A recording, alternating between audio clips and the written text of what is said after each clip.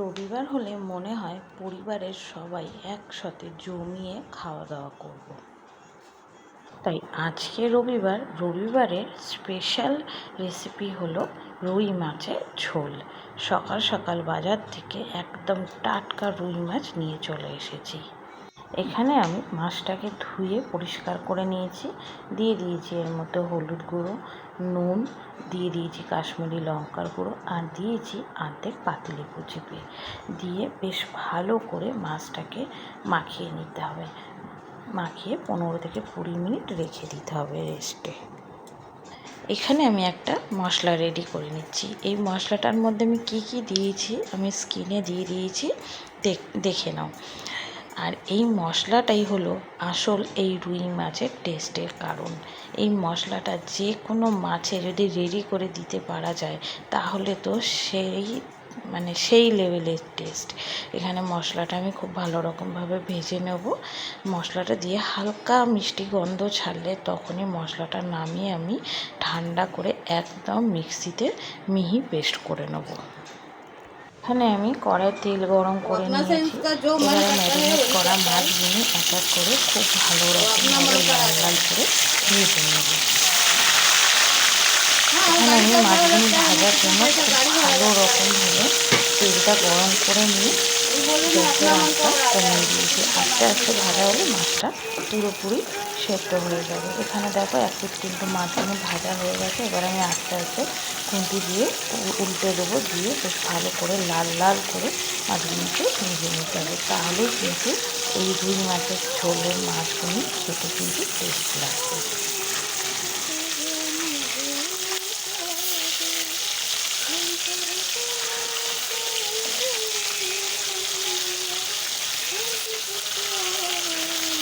এখানে আমার মাছগুলি খুব ভালোভাবে লাল লাল করে ভাজা হয়ে গেছে। এবার আমি মাছগুলি এক এক করে তুলে নেব। তুলে নিয়ে আরও যে আমার মাছ আছে সেগুলিকেও এক এক করে তেলে দিয়ে খুব ভালো করে নাড়াচাড়া করে লালচে লালচে করে ভেজে নেব।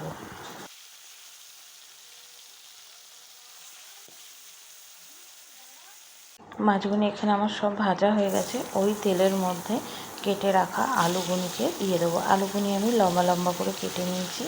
আলুগুনিকেও বেশ ভালো করে লাল লাল করে ভেজে নেব।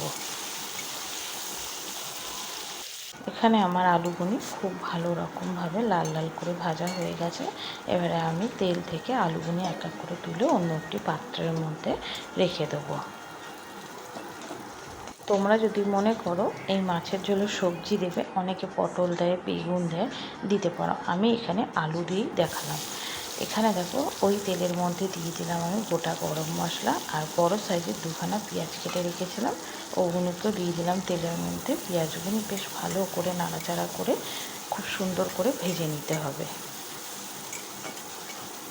এখানে আমার পেঁয়াজ খুব ভালো রকমভাবে ভাজা হয়ে গেছে। কেটে রাখা টমেটোগুলি দিয়ে দেবো। এখানে আমি 2খানা টমেটো কেটে রেখেছিলাম, টমেটোগুলি নিয়ে দিয়ে একসাথে পেঁয়াজের সাথে খুব ভালো করে আরও একবার সুন্দর করে ভেজে নিতে হবে। টমেটোটা ততক্ষণই ভাজতে হবে যতক্ষণ না টমেটোটা একদম গলে যাচ্ছে। দিয়ে দেবো এর মধ্যে অল্প একটু নুন দিয়ে ভাজলে কি হবে, পেঁয়াজ টমেটো দুটোই কিন্তু খুব ভালো রকমভাবে গলে যাবে আর ভাজাটাও খুব ভালো হয়। এবার আমি এর মধ্যে দিয়ে দেবো কেটে রাখা ধনে পাতাগুলো দিয়েও সব কিছু একসাথে খুব ভালো রকমভাবে নাড়াচাড়া করে ভেজে নিতে হবে। এখানে আমার সব কিছু খুব ভালো রকমভাবে ভাজা হয়ে গেছে। ভাজাটা দিয়ে যা গন্ধ বেরিয়েছে না, পুরো ঘর ম ম করছে। এবারে বেটে রাখা মশলাটা দিয়ে দিলাম হলুদ, আর দিয়ে দেবো এর মধ্যে কাশ্মীরি গুঁড়ো লঙ্কা, আর দেবো অল্প একটু নুনটা আমি এখন অল্পই দিলাম, কেননা ভাজার সময় আমি নুন দিয়েছি, তাই এখন বেশি দিলাম না। বেশ ভালো করে খুব সুন্দর করে মশলাটাকে কষিয়ে নিতে হবে। ততক্ষণই কষাতে হবে যতক্ষণ না মশলার থেকে তেলটা আলাদা হয়ে যাচ্ছে। এখানে দেখো মশলার থেকে কিন্তু তেলটা আস্তে আস্তে ছাড়ছে। এবারে আমি ফেটিয়ে রাখা টক দইটা দিয়ে দিলাম। আমি এর মধ্যে চিনি দিয়ে একসাথে ফেটিয়েছি, দিয়ে খুব ভালো করে এবার মশলাটাকে কষিয়ে নিতে হবে। মশলাটা দিয়ে দেখো আস্তে আস্তে তেল ছাড়তে শুরু করে দিয়েছে। যা সুন্দর মশলা দিয়ে একটা গন্ধ হয়ে যাচ্ছে না, পুরো ঘর গন্ধে ভরে গেছে। মশলাটা খুব ভালো রকমভাবে কিন্তু কষাতে হবে। এখানে দেখো তোমাদের সাথে গল্প করতে করতে মশলাটা কিন্তু আমার কষানো হয়ে গেছে, মশলা দিয়ে তেলটাও ছেড়ে দিয়েছে। ভেজে রাখা আলুগুনি দিয়ে দিলাম, দিয়ে আরও 5-10 মিনিট খুব ভালো রকমভাবে আলুর সাথে মশলাটাকে কষিয়ে নিতে হবে। এখানে আমার সব কিছু খুব ভালোভাবে কষানো হয়ে গেছে। এবারে আমি দিয়ে দেবো এর মধ্যে পরিমাণ মতন জল। আমি কিন্তু এখানে ঠান্ডা জল ব্যবহার করিনি, আমি এখানে উষ্ণ গরম জল ব্যবহার করেছি। তাহলে কিন্তু ঝোলের টেস্টটা দ্বিগুণ বেড়ে যাবে। খুব ভালো রকমভাবে সব কিছু সুন্দর করে মিশিয়ে দিলাম, যাতে সব কিছু খুব ভালো রকমভাবে সেদ্ধ হয়ে যায়। এখানে আমি দিয়ে দিলাম অল্প একটু নুন।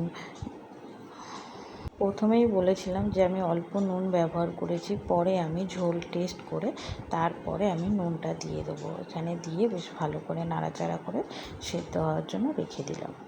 এখানে আমার ঝোলটা ফুটে গেছে, আলুগুনিও খুব ভালো রকমভাবে সেদ্ধ হয়ে গেছে।